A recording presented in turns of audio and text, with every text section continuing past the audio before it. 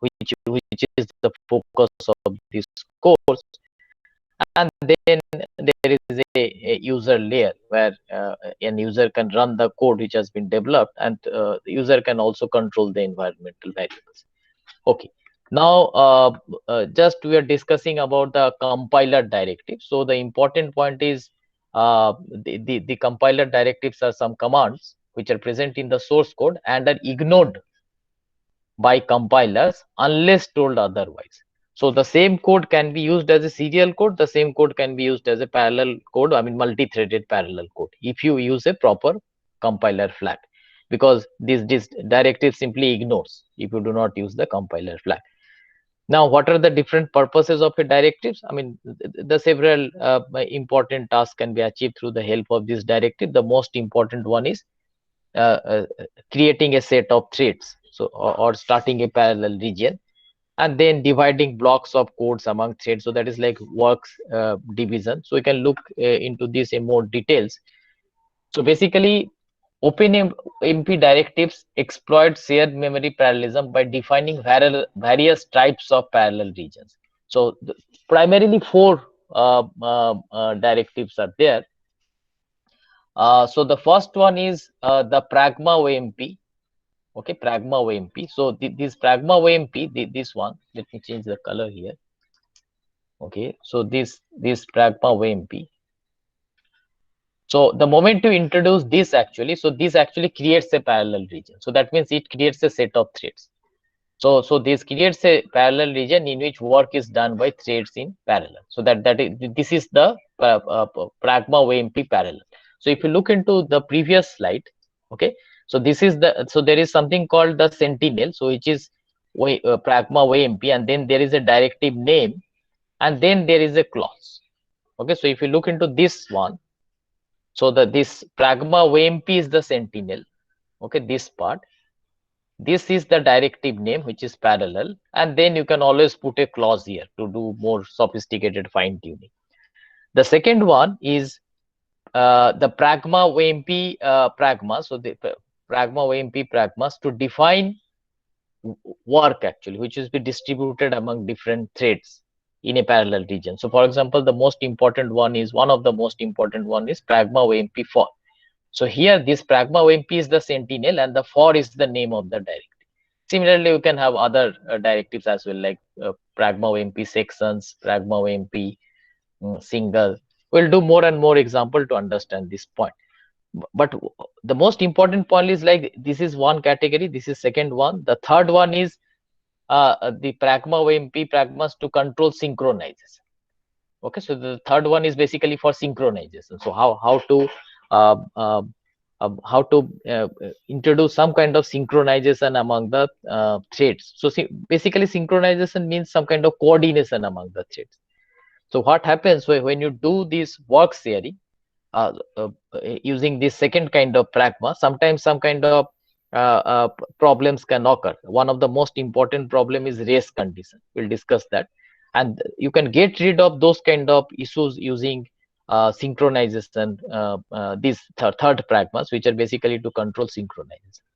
And the fourth one is actually that let you define the scope of data visibility across parallel regions. So what is the scope of the data, whether it's a global or it's a private? So that kind of control can be achieved through this fourth directive. So here also this is the the Sentinel, and this is the name of the directive. And you can always have some clause actually here to introduce more fine tuning.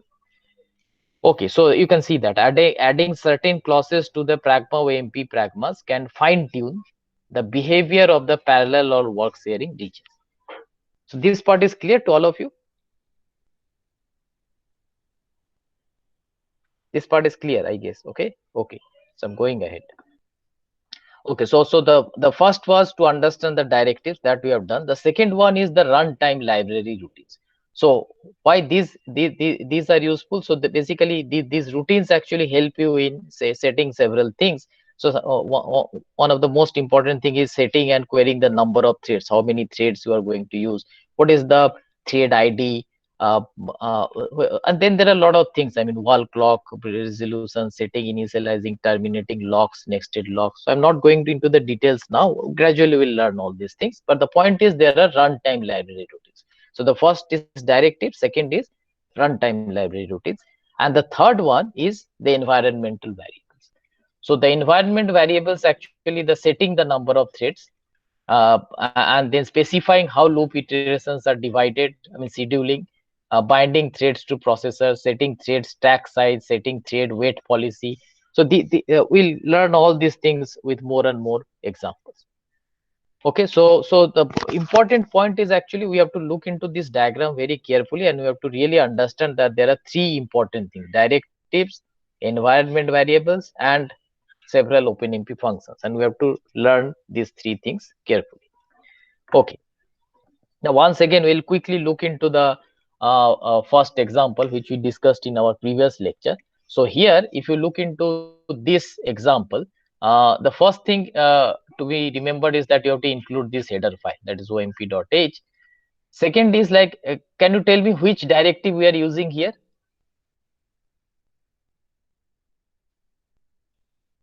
Which directive we are using in this particular example? The name of the directive?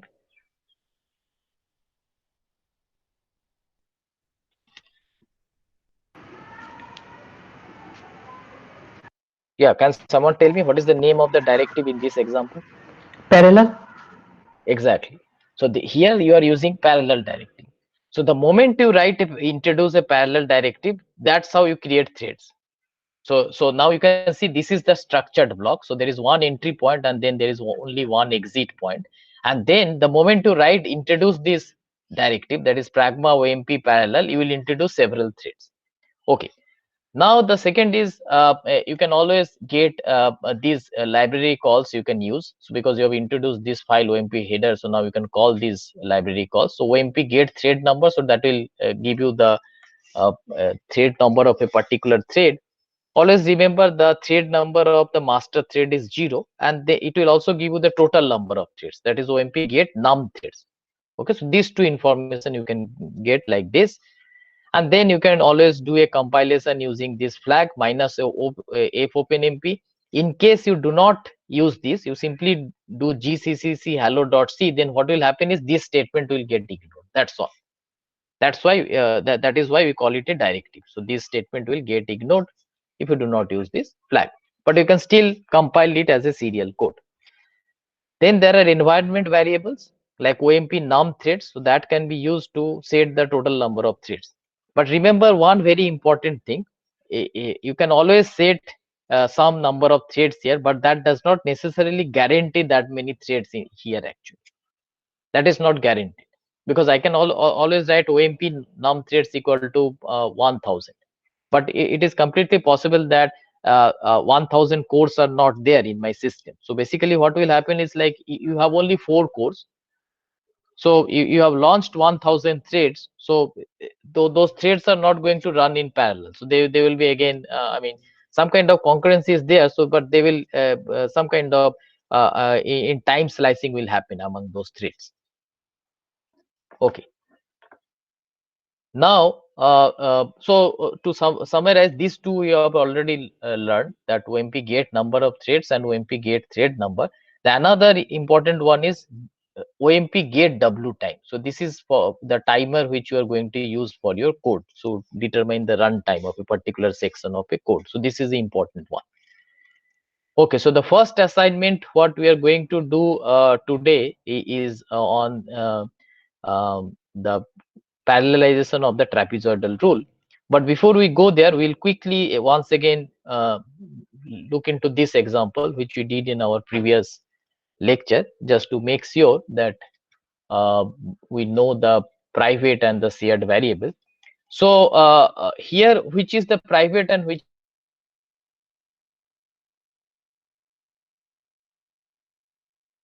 the shared variable? Okay, one is this id, and the second one is a. So which is the shared variable and which is the private variable in this case? A is shared and ID is private. Yes. So this is a very important point actually. So here you are writing this pragma OMP parallel. So the moment to write parallel, what happens is like threads are created. So now inside this is the structured block here. So you are actually creating the threads. So that means where is A getting stored, the heap or the stack? So heap. Yes, heap. A is getting stored in the heap. And what about ID? So it will get stored in the stack. Stack of what? The Thread. thread. Yeah, so how many threads are there? In total of four. Exactly. So the point here is that here first you have decided that OMP set number of threads equal to 4. So that is like a runtime function to request certain number of threads. The moment you have launched 4 threads, you have actually created 4 private stacks actually. Because as we discussed earlier, the heap belongs to the process. So that is common, that is shared by all the threads. But then there are separate stacks for each threads. And this ID is actually, so basically you are creating 4 IDs. So this variable, this ID, so basically you are creating 4 ID variables and each getting stored in the thread stack.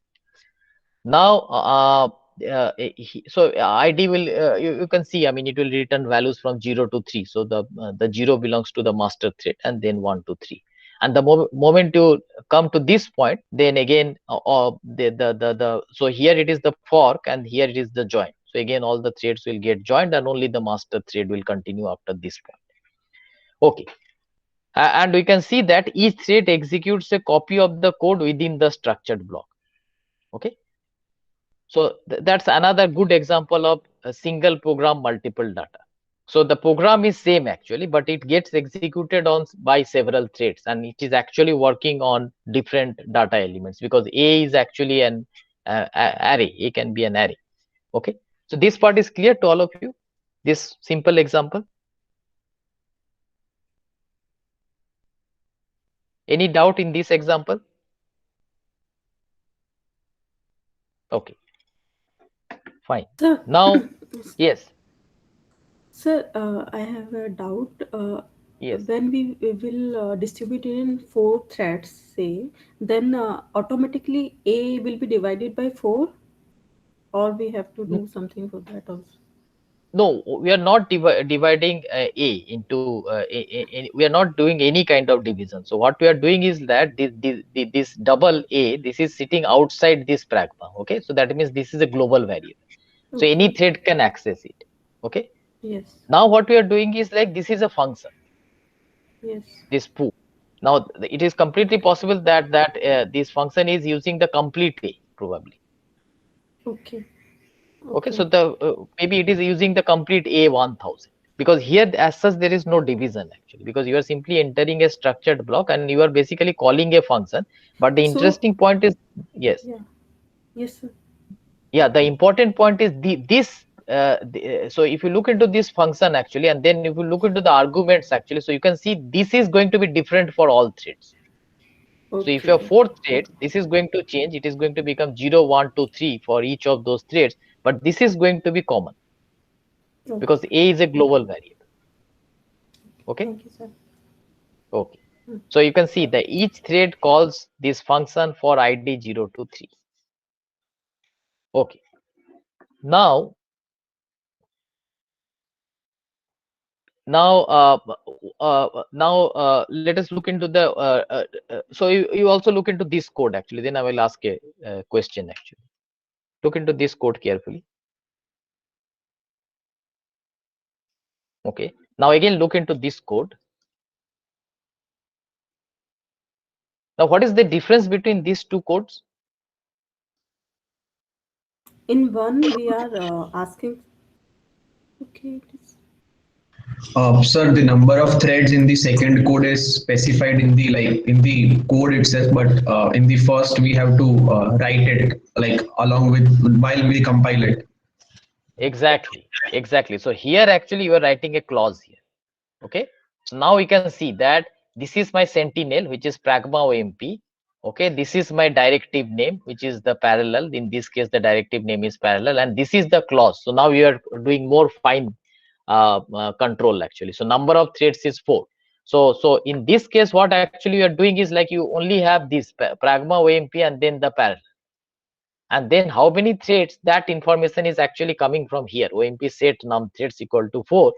But here I can again introduce this one, and I can write something else. I can write 2 here.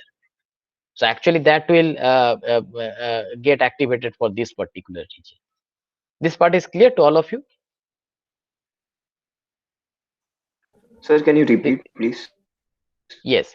So here, if you look, let me once again go to this point actually. So as I discussed earlier, that typically these compiler directives has the following syntax. First is a sentinel. Second is a directive name, which are almost compulsory, these two. And third is a clause, which is kind of optional. So the clauses are basically to have more fine control over over how we are going to execute it on the threads. Now, if you look into this example, you'll see that there is no clause here. You just have pragma OMP and then the directive name, which is parallel. So the moment to write this, some threads will get executed. How many threads will get executed? That is being determined by this command. Here you are writing OMP set num threads equal to 4, or you can put it on the bash itself. So there you can write export OMP num threads equal to 4, which we discussed in the previous lecture. So whatever you do there, that will that information will come here. But what you are doing in this code is that not only you are mentioning these two, I mean the sentinel and the name of the directive, but you are also putting that information here. I mean num threads, the clause you are putting here, how many threads you are going to use, and you can change it from 2, 4, 6, whatever. Now it is more clear? Yes, sir. Yes. Okay. So basically I can again put this same block here again. I can put it here with a different number of threads. I can put 4 here, I can put exactly the same code here, and then I can put a 2 here. So this will get executed by 4 threads, this will get executed by 2 threads, and I can control that using this clause. Okay, now so again, in our previous lecture also we looked into this example. So this is the picture actually, overall picture, and this is the code actually. So we can see that this is how where the master thread is active, and then here you actually do it serially among 4 threads, and once again this part is done, then you have the master again active. So basically fork join mechanism, and it keeps on happening actually. Another important point which we already discussed, that at this point there is a explicit I mean the implicit barrier is there. So threads wait here for all threads to finish before proceeding. So all threads has to come and wait until all the threads finish their job. Okay, now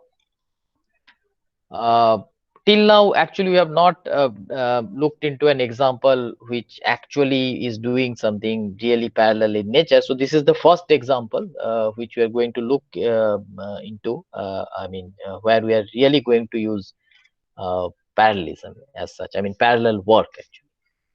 So the example is numerical integration, and I hope all of you have done this numerical integration using trapezoidal rule. So basically, I will just give a brief introduction. So we are trying to integrate this function, and we know the analytical value that this is going to be a pi. Why we are choosing this function? So that it's easy to actually verify that whether our code is working properly or not. So if I have to look it, through a diagram, so this is my function. Let's say this is my this function, which is 4 by 1 plus x square. So that this is this function 4 by 1 plus x square. So that is a continuous function, you can see. Now what we can do is like we can discretize it like this, I mean small regions, and then we can calculate the area of these regions, so area of this first, second, third, and fourth, and we can add those areas, and then I will get the total area under the curve. Now the accuracy will depend on the how fine these trapezoids are. Okay, so all of you know this, right? This trapezoidal rule. Yes, sir. Okay, all of you know. I'm not going into the details, or do you really want me to explain this?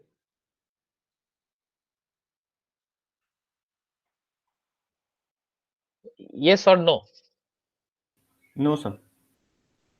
Okay, you don't know trapezoidal. Okay, fine. Then I will explain it. Okay, so what basically we are doing, so this is my function. So 4 divided by 1 plus x square, and this function we want to integrate.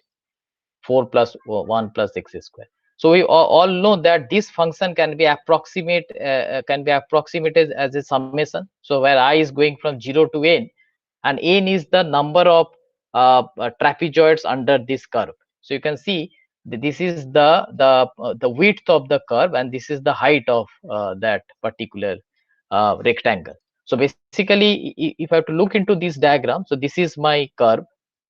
Okay, and basically integration means to find the area under the curve. So if I take a particular trapezoid, so let's say this trapezoid, let's say ray or rectangle, whatever you call it. So this is my one. So what I have to do is, like, I have to calculate this width and I have to calculate the height, so at the center, and that will give me the area of the first one. Similarly, I can calculate the area of the second one, third one, and fourth one, and when I add all those areas, I get the total area under the curve. Now the accuracy of this approximation will increase if you decrease this width actually.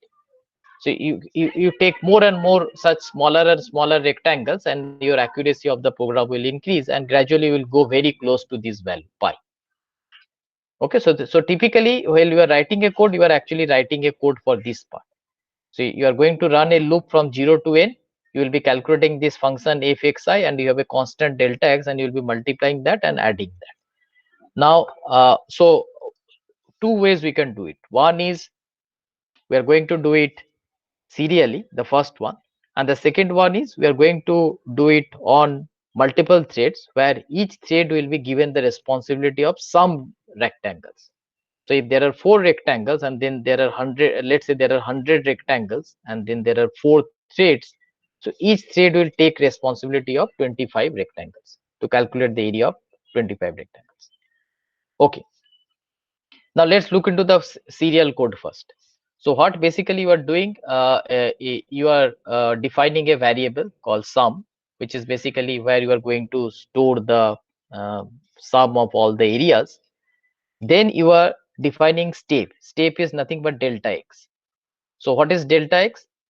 This delta x is equal to 1 divided by number of steps. So first you decide that if this is my curve, so how many small trapezoids or rectangles I want. So let's say I want 100,000 such small rectangles. So what will be the delta x here? So delta x will be 1 divided by number of steps, which is being determined here.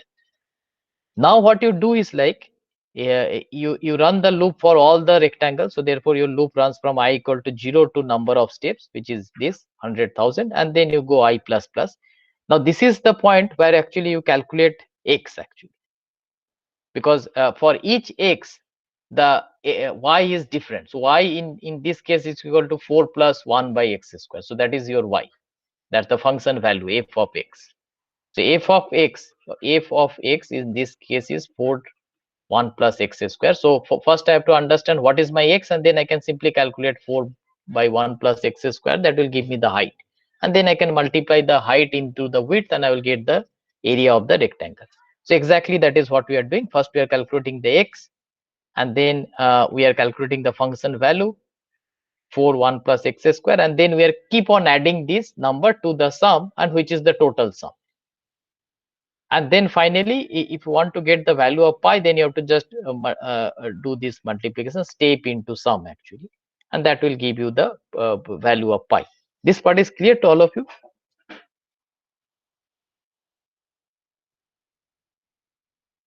Anyone has doubt? Yes, Then I sir. can once again explain. Okay, it is clear to you, or everyone? It is clear.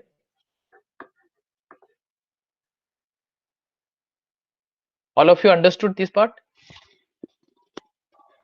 Yes, sir. Okay, perfect.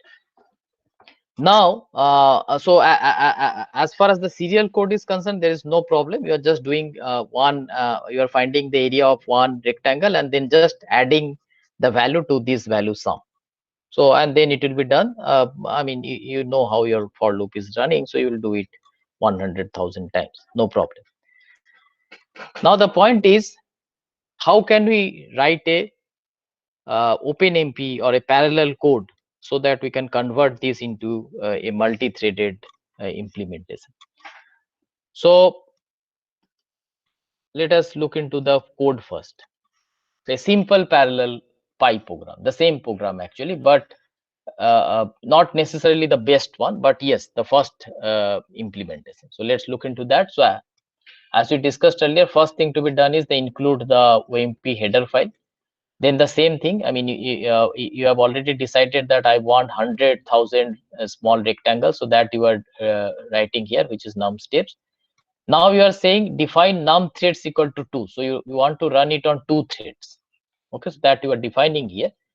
Now you are starting your main program, and here look very carefully what are your global variables and what are your private variables.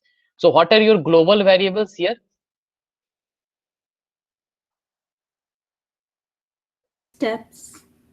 Yeah, so step is one global variable. What else? Num N threads. Yes, N threads is another global variable. the sum. Yeah. Sum, yes, sum, and look carefully, sum is an array. Sum is an array, global variable definitely, Yes, but the yes. size of the sum depends on number of threads. This is a very important point to be noted. The size of sum array depends on the number of threads. So here you have decided already, you have decided 2, the sum, so sum will be sum 0, 1, and then there is I. Now what you are doing is like you are again setting OMP set num threads. So exactly at this point you actually set the total number of threads. So num threads is equal to 2. So you want 2 threads to get activated. Now this is the region where this is the parallel region, and this is exactly where the threads will be created. So the moment you write pragma OMP parallel, so multiple threads will get created. So here 2 threads will get created.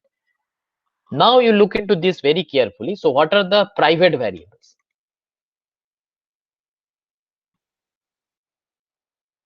Sir, int_i is declared in the block, inside the block as well, and in the outside as well. So what is Exactly. I in this? Exactly. So yes. So there will be no issue here, because this is a shared variable. Okay.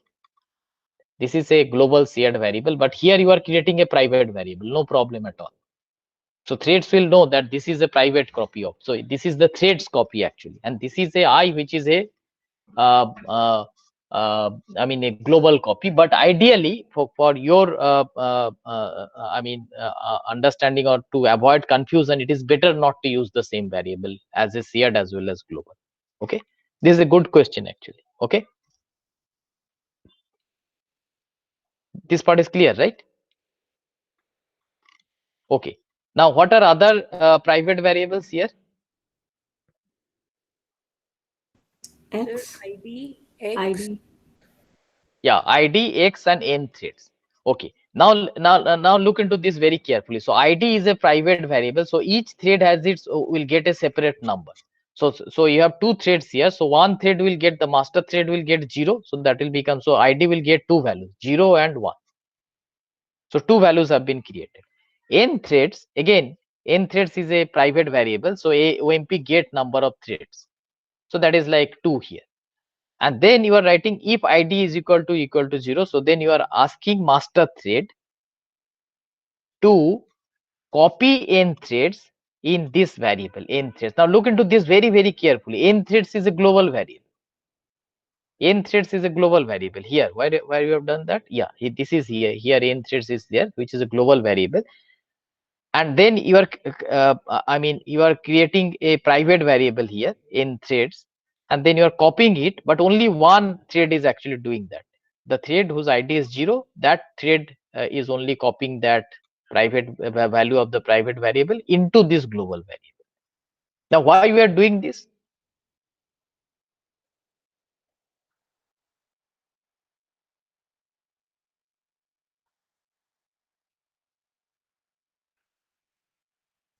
Okay, so I will tell you the reason. Yeah, can you give me some? Sir, because the race condition should not occur. No, I mean the point is, here I mean, n threads, you are already setting this actually. OMP set number of threads equal to num threads, right? Yes, sir. Okay. So I could have simply got that value and I mean copied it here, n threads. Sir, because it's a global variable, and if multiple threads try to write it, so conflicts may occur. No, Or, actually, that's not the question. The question is this: the value of n. What will be the value of n threads at this point? 2. 2. What is the value here? 2, right? 2. OMP set num threads 2, right? Yes. Now the point So is, I could have simply copied this value at n threads. I mean, why should No. I again enter inside this and then ask a master thread to do this? Because you said that the number of threads assigned to the task can be different than what you asked for. Exactly, that's the point actually. So if they by mistake or by whatever reasons, because what you said here is not guaranteed that exactly that many threads are getting created here. Because you are saying that OMP set num threads is equal to 100. Let's say you are, I mean, you are setting it 100, but there is no guarantee that you are actually going to get 100 threads here. Okay, so this is actually this here. If you call this n threads inside this pragma, so you can see the pragma is starting here. If you call it inside here, so whatever number you will get is the exact number of threads actually. So this n threads is actual number of threads which is actually going to execute this structured block. So that's why you are copying this to this shared variable, which is the global variable. Now what you are doing, now look into this very carefully. So here you are actually starting your loop from id. Okay, now this sum is a global variable, because you can see this is a global variable. So this sum is a global variable. You are initializing it to 0, so that means you have sum 0 as well as you have sum 1, because you have 2 threads currently.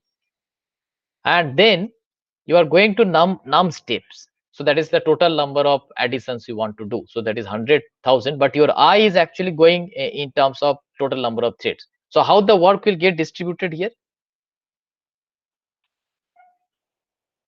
Thread 0 will For get 0, what?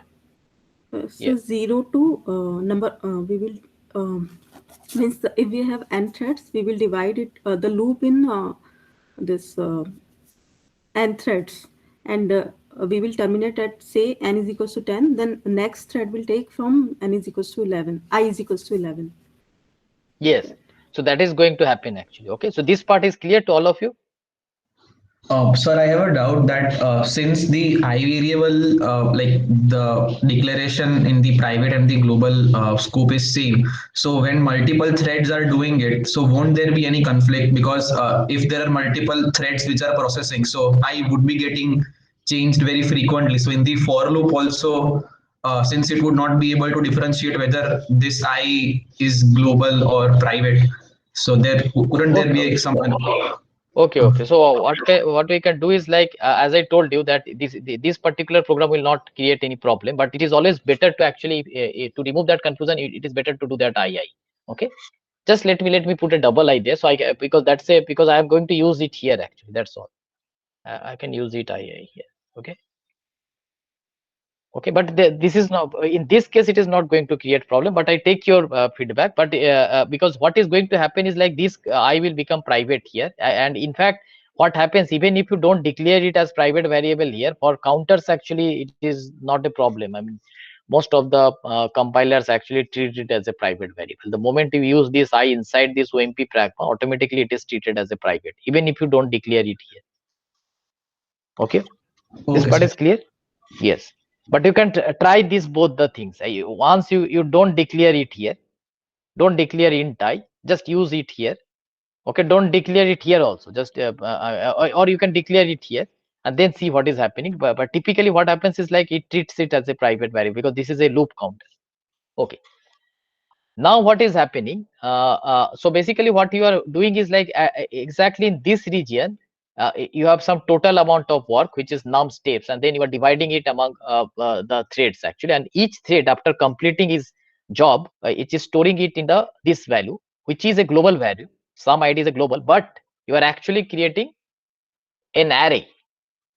So the thread 0 has calculated something, let's say sum 0, that gets stored into sum 0. Thread 1 calculates its sum, so that gets stored in sum 1. Thread 2 creates its sum, that gets stored in sum 2, and so on, depending on how many threads you are launching.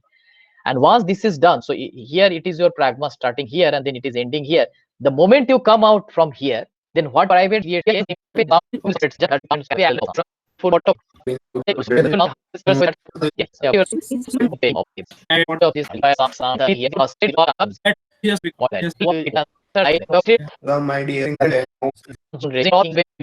like simple sum here instead of a sum ID. Why it will not work? Actually, that we'll discuss. Actually, that is what the principle of mutual exclusion will come. I will come there gradually. But overall, this program is clear to all of you. Excuse me, sir. Sir, I had a Yes. small doubt. Yes. Sir, as you just pointed out that it would lead to a race condition, but sir, if somehow we are able to ensure that at any point of time, only one particular thread is accessing the sum value, sir, then it should work, right? Theoretically. Yes. Exactly. That there are mechanisms to ensure that we are going to learn. But if you do not ensure that, then you are going to get, if I simply use a sum here instead of making an array, because actually when you are creating this array here, it's some way you are ensuring that all threads do not go to the same memory location, right? In this case, we if we have ensured that every shade is accessing different time, like in the different time, the same variable, but there will be the sequential, right? No, we'll discuss that. We'll gradually go there. But this part is clear. These are very important questions which you are asking. I'll go there gradually. But let's first discuss the simplest one, and then we'll go there. So let's say we declare sum in the global variable sum1, and for each of the thread we declare individual sum, and at the end of the thread we add that sum to the global variable. Like instead of So that is- accessing it every time in the iteration, we declare a sum in the pragma part, and at the end, while we are done with all the iterations, we add it to the sum of that is the global variable. Would that still Yes. So be race condition? yeah, that can be done only and only if you use that sum before you come to like very global variable instead, so that it does not matter whether I exit or not, because this is declared here global variable, shared variable, and then once I get out, I can actually write it easily. So But the implementation, just giving you the first basic implementation. Okay, now run the same program on pre-processing elements where p can be arbitrarily large. Use the rank and id ranging from 0 to p-1 to select between a set of tasks and manage any shared data structure. So that's the strategy here. Whatever we have discussed now, this is called a single program multiple data structure, single program multiple data strategy. So you can see you have the single program which is being executed by all the threads. They're just working on different parts of the data, that's all.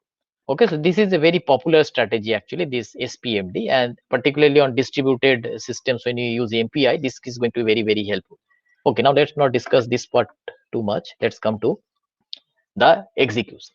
Now listen to this, but very carefully. Once you execute this code on multiple threads, so first time you executed on single thread, just one thread, not a serial code, same parallel code, but you executed on single thread, you are going to get this kind of result. This is the real result. Actually, these are from Intel side. So Intel compiler was used with on this Apple machine with dual core 4 hardware threads. Now you are increasing the number of threads to 2, your runtime is decreasing to 1.03. Now we are increasing the number of threads to 3, you are getting a little more actually. So basically there is no decrease in time. You are increasing the number of threads to 4, again there is no decrease in time. All of you observed this? Yes, sir. Do you wish this to happen? No.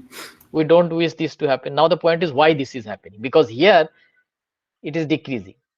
When you are going from first one thread to 2 thread, you can see a significant decrease in time, almost like 2 to 1.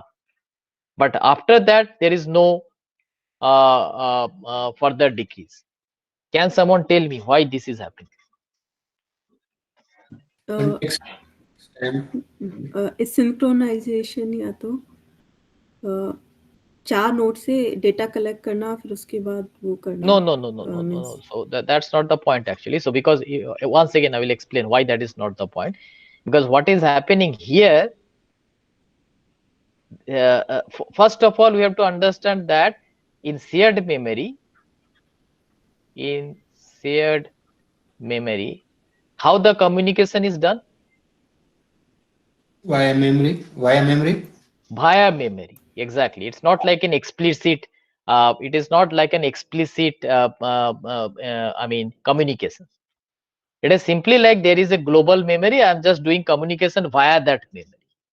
So I have a global variable which is this sum, and this is exactly where this part is where actually you are communicating among all the threads actually, because all threads stored their result here, and this is the point where you are combining the results from all threads and then adding it into a final value which is pi. So in shared memory programming, the communication is always via memory actually. Okay, that's the first point. Second point is that when you are doing this kind of communication, even through the shared memory, that's a very small part, because you can see the loop is running from 0 to n threads. So that is like only 2 times it will run. So basically it is just adding two numbers. 2 times it will just add and these two multiplications. Whereas this number is significantly larger, num steps, which is like 100,000. And exactly at this point you are doing parallelism. I mean multiple threading. So parallelism is introduced here actually. So basically you are dividing all your work. So your work is actually directly proportional to this number, which is num steps. And you are dividing that work among 4 threads or 2 threads or 3 threads. Now the point is, if you are just using 2 threads, you are getting a good speed up. The number is coming down from 2 to 1. But the moment you are using 3 threads, you're not getting any major benefit. In fact, it is just again 2 to 1, again 4 threads also 2 to 1. Now the question is, why such behavior? You are going to get the correct result. No problem in that. The result will be correct.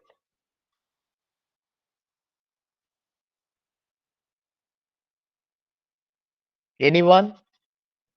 Now that is where the knowledge of hardware will come actually. Because of the data size, once it is divided into say 50,000, then maybe our cache is fully utilized. When we go further, say 25,000 each, then our cache may not be fully utilized. Okay, 25. No, that's not the point. That is not really the result reason actually. So maybe we have dual core processors, that's why, and we are running 4 threads. No, there are 4 hardware threads.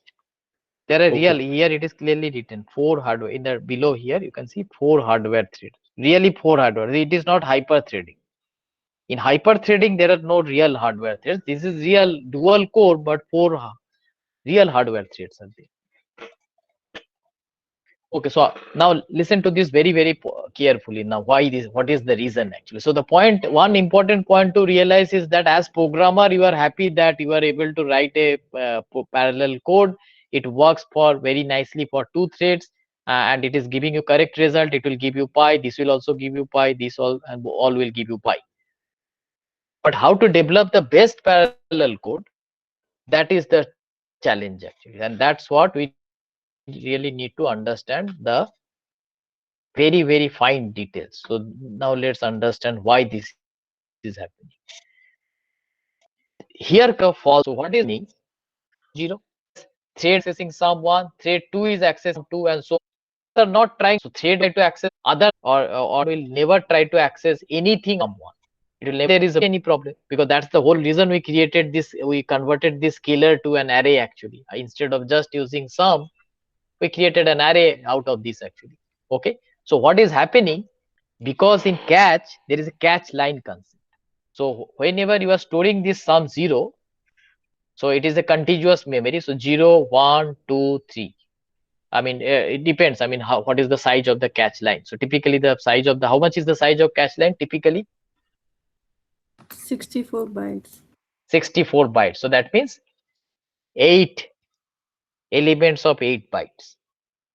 If each variable is 8 byte, then 8 elements will be just stored in the same catch line. Now what is happening when thread 0 is modifying this sum 0, and exactly at the same time the thread 2 is trying to modify sum 2, then this information has to be there is a protocol actually where the catch coherency has to be maintained. So this information has to be passed on that now hardware thread 2 is actually modifying sum 2. So whatever information was already there, just remove it and then update your cache actually. And this leads to something called false sharing. So if independent data elements happen to sit on the same catch line, each update will cause the catch lines to slosh back and forth. So it will just back and forth, it will slosh, and then because there are multiple threads, and this leads to false sharing, not race condition, false sharing, because they are not actually sharing the same memory location. Just because they are sitting on the same catch line, this problem will happen. So what we did is, like, if we promote scalars to an array, so basically we converted this sum to this sum array, so that's why this happened. Now the solution is paired array, so elements you use are on distinct catch lines. Now look into the solution very carefully. All of you got the problem? What is the problem? All of you understood? Yes, sir.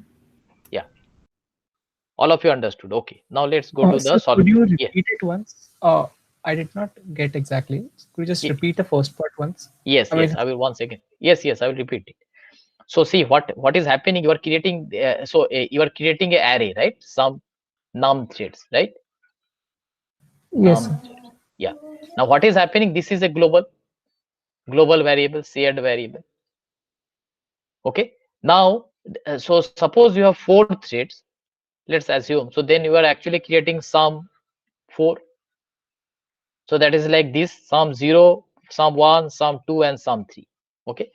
Now you have designed the code in such a way that thread 0 will only access sum 0, thread 1 will only access sum 1, thread 2 will only access sum 2, and thread 3 will only access sum 3.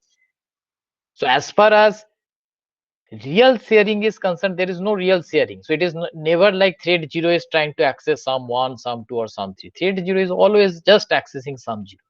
But the problem is, because this is an array, so in memory, as we have discussed earlier, there is a contiguous memory location. So 0 is sitting here, then 1, then 2, and then 3. So I mean, depends on, I mean, if you look into it byte wise, so like the 8 bytes, then 8 bytes, then 8 bytes, and then 8 bytes. And if it is 64 bytes, so 8 such elements will sit actually. This is a one single line. So one single line. Okay, so this is one single catch line. Okay, so like if each element is 8 bytes, so total 64 bytes in a single catch. This part is clear? Yes, sir. Yeah.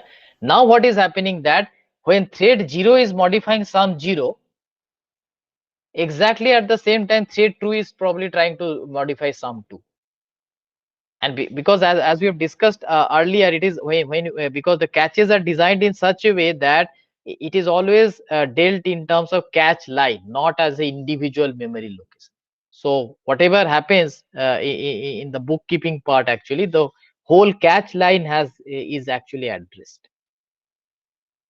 So in this case, the moment sum 2 will, let's say sum 0 did something, and then the moment sum 2 does something, it has to inform the catch, whatever bookkeeping is going on in the background, that see, I have just now I modified sum 2, so modify it everywhere, wherever it is required. You got it, right? Yes, sir. Yeah. Now the solution is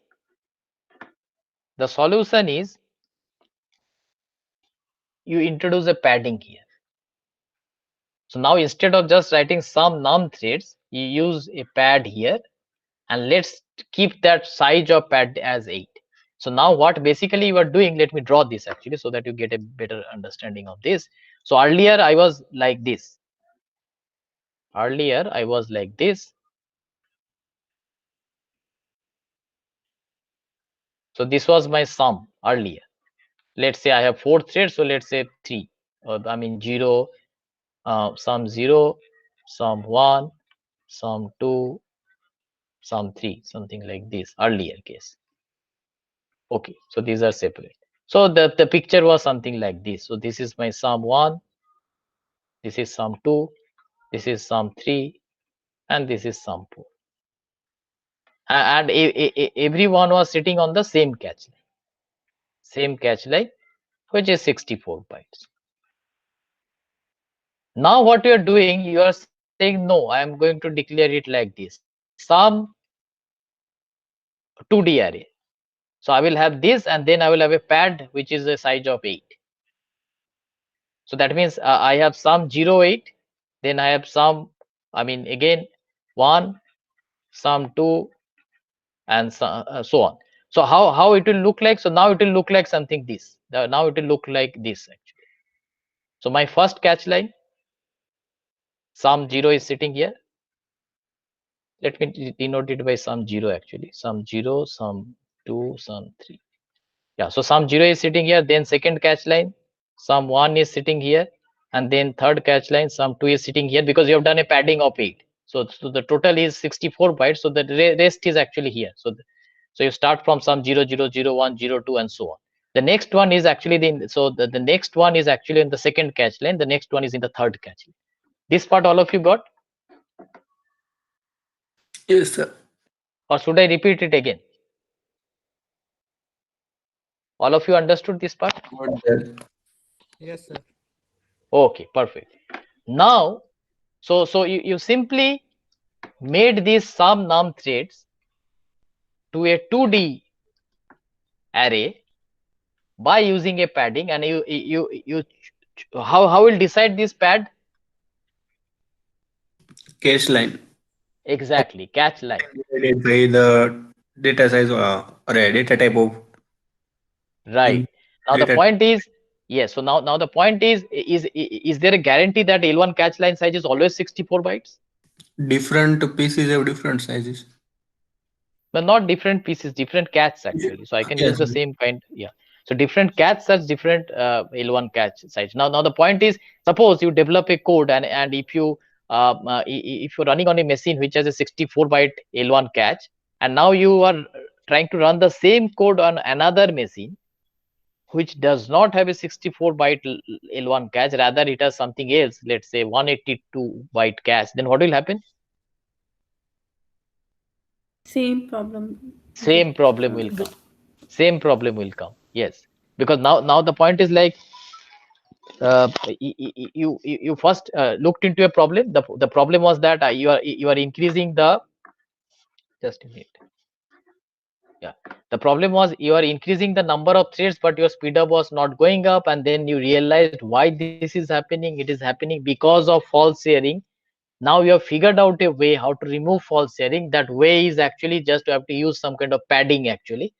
But the problem or the limitation of this technique is this is hardware dependent.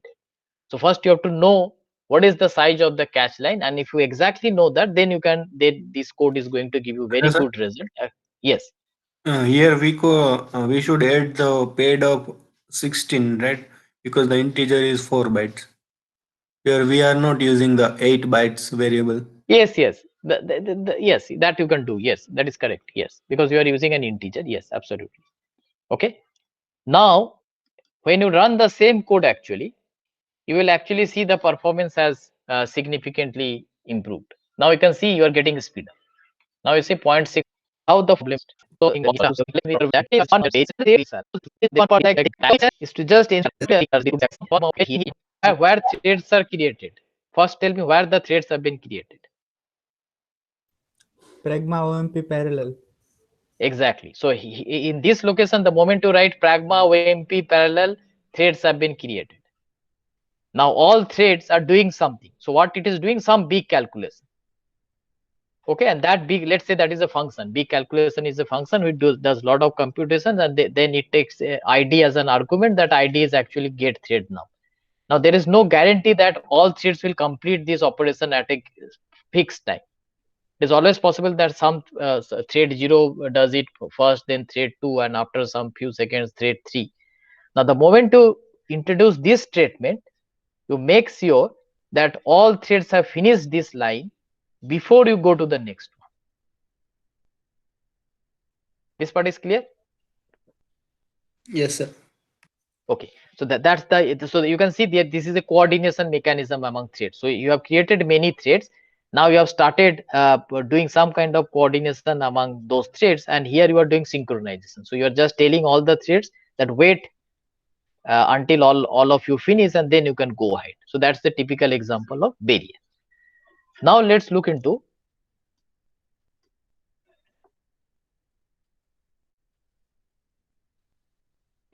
now let's look into the critical one actually. So this is actually the mutual exclusion principle. So here what you are doing, so here you can see pragma OMP parallel. So that means you have created threads here. Okay, now the moment you are introducing a pragma OMP critical here, so what will happen for this particular line? What will happen? Any one thread can access the race variable. Exactly, only one thread can now access the race variable. The moment you are doing a critical, the only one thread can access the thread variable. Now what is the problem with this critical? It executes like a serial code. Exactly. So you are introducing a critical inside a parallel. So first you are saying that I'm going to spawn multiple threads. So here you are spawning multiple threads, and inside that parallel region, because your parallel region is ending here, you're introducing a critical section now. And critical section basically serializes the code. So the point is, before introducing critical in your code, be very, very careful where you are introducing it. Because otherwise it is completely, it is going to ruin your code actually. It will not give any performance, because critical actually serializes your code. So you have to be very careful where to introduce critical. Okay, this part is clear to all of you? Yes, sir. The brackets are race should be closed in the brackets of the critical, because there is no. So this is because critical is only for one particular line actually. So you don't need a bracket here. So you have this first bracket, which is for pragma OMP parallel, this one. So this is getting closed here, and then you have a for one, for this is there, and that is getting closed here. Okay, sir. Okay. So this is like after pragma OMP critical, whatever line is there, so that particular line will be executed in serial fashion. Okay. Now there is another one which is called atomic. It is almost like critical.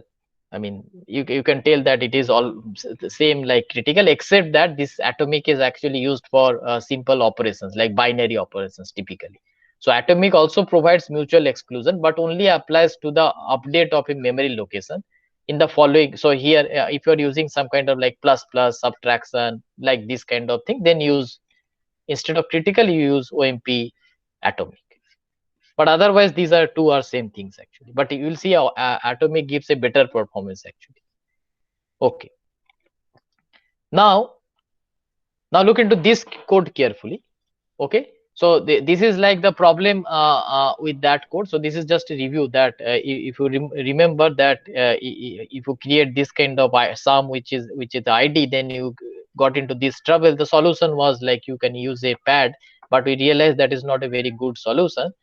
So what is a better solution is that now you look into this very, very carefully, what you are telling actually earlier, that now I am creating a sum variable. You can see this sum. This is a private variable. So you are first creating pragma OMP parallel, rest of the code is same. You are creating pragma OMP parallel, multiple threads are created. You are creating a private sum here. Create a scalar local to each thread to accumulate partial sum. So once it is done, then you are accumulating this sum here. So your parallel region is actually here. So it starts with here and then it ends here. This is my parallel region. Okay. Now before you get out of this loop actually, before you get out of this loop, so that you are getting out of here, you have to utilize this sum, because this will be lost if you do this after this, actually, because there are 4 private copies now. Now what you are doing, you are using a pragma OMP critical. So now you are saying that only one thread can actually add this value to pi. So sum goes out of code beyond the parallel region. So you must sum it here. Must protect summation into pi in a critical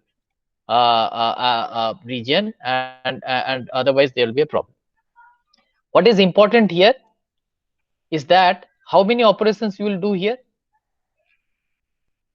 4 number of threads. Exactly. Number of threads. So if you compare this is very, very small compared to this region, actually, because here you are doing a huge number of operations, because num steps is a huge thing. So the point is, because this part will actually get serialized, because you are introducing a critical, but this is a very, very small compared to this region, actually, so it will not affect your code. Okay, so now you can see that no array, so no false sharing. Okay, the false sharing problem has been removed now. And also the race condition has also been taken into account, because you are using a critical, so there is no race condition here. Okay, now so okay, now this is another example here. So if you do that, if you introduce this critical, now you will see the performance has increased, almost the same performance like the padding. So 1.86. So this is without padding, this is with padding, and this is using critical, and you can see the same performance here and here. So here also 0.53, here also this is 0.69, 0.68. Now the question is, why should we choose critical instead of padding? Portability Exactly. of the code. Yeah, so this is like completely hardware independent. It doesn't matter on which hardware, what is the size of catch line, you don't have to worry about anything. Okay, now the point is, suppose I use a critical here. Instead of using this critical, instead of using it here, I'm using it here now. This will also going to give me the correct result. Now what will be the problem here? It behaves like a sequential. Exactly, it behaves like a sequential code, because now this is the main parallel region. So this is my loop starting here and it is ending here. Now you're introducing a critical inside that, actually. So all the gain which was supposed to be received is lost now. Okay, so so the point is, parallel programming is really fun. It's difficult also, because you have to take care of a lot of things. I mean, private, pragma, and all those things. But it is very, very important to realize where to put where to put what, and particularly this kind of statements, like the synchronization statements, because the synchronization statements are very dangerous. They are very helpful, but at the same time, very, very careful while putting these statements. Okay.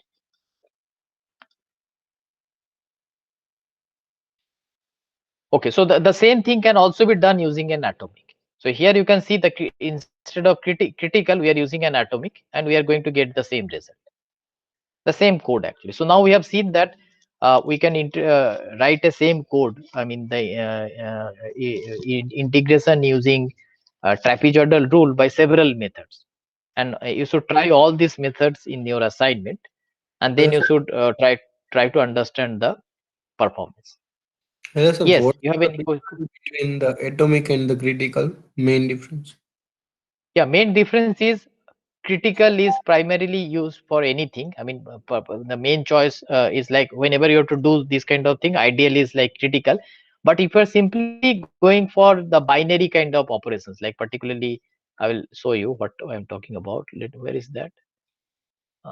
Just a minute.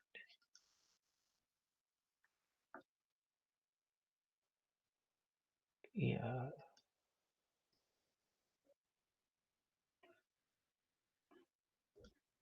Yeah, this one.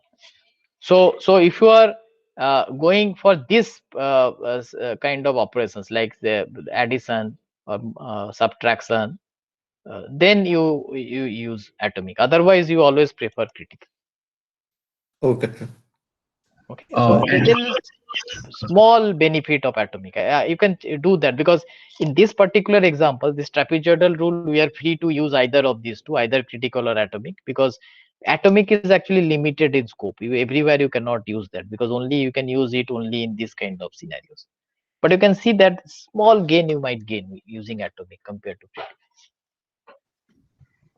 And sir, in the last code of atomic of so you did sum is equal to sum is equal to sum star step, and then you performed atomic. So I think inside the atomic sum pi plus equal to sum star step would not work, right? Because that is not one of the following, or would that also work? Pi plus equal to sum star step in the pragma atomic. Yeah, that is fine. That is fine because step is a global variable. This step is a global variable. No, sir, but I'm asking that is sum into star. So would that be an accepted atomic statement because there were only 4 or 5 statements? Yes. Absolutely, you are absolutely correct. Yes.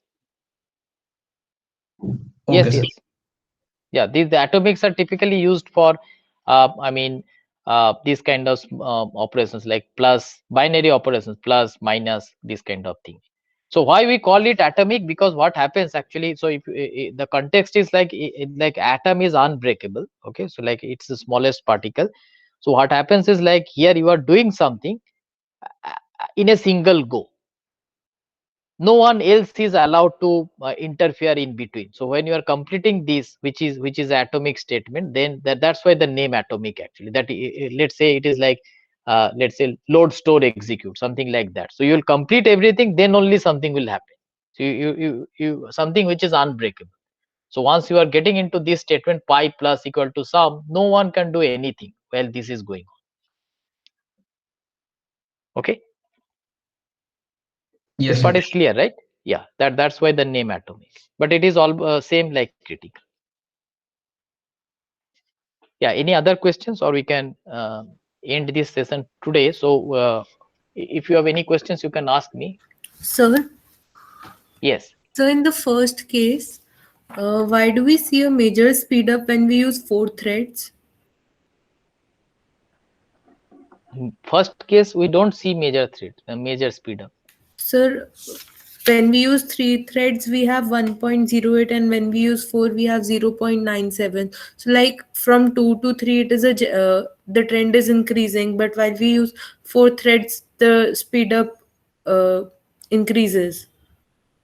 No, we will not call it an increase actually. This is insignificant because what is an increase is like you just compare 1 and 2.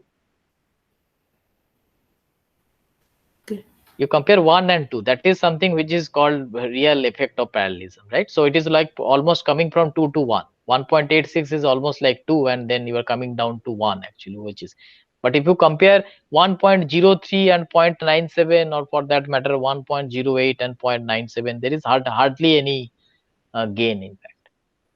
And always remember these are measurements. You are doing some time measurement, so unless you do it say 5 times or 10 times, and you should get the median of those measurements.